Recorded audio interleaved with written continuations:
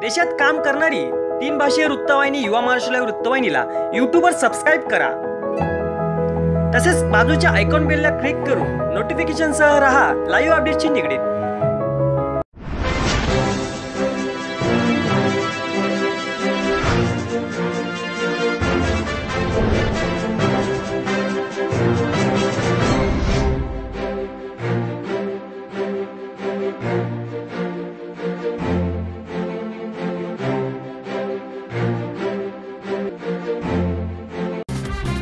जानेवारी 2019 या दिनांकाची मतदार यादी अर्हता यादी म्हणून ग्राह्य धरली जाणार असून या यादीतील मतदारांना आगामी लोकसभा विधानसभा निवडणुकीत मतदानाचा हक्क बजावण्याची संधी मिळणार आहे।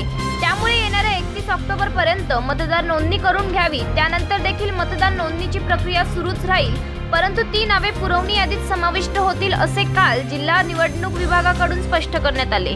जिल्ह्यात राज्यातील विविध भागातून स्थलांतर करून येणाऱ्यांचे प्रमाण वाढत आहे आणि त्यामुळे हे नागरिकही मतदानाच्या हक्कापासून वंचित होऊ नये म्हणून जिल्ह्यातील सहकारी गृहनिर्माण संस्थांच्या पदाधिकाऱ्यांनी सहकार्य करावे असे आवाहनही जिल्हाधिकारी राजेश नार्वेकर यांनी यावेळी केले। निवडणूक आयोगाच्या निर्देशानुसार 1 जानेवारी 2019 ची मतदार यादी अर्हता यादी म्हणून घोषित करण्यात आली आहे।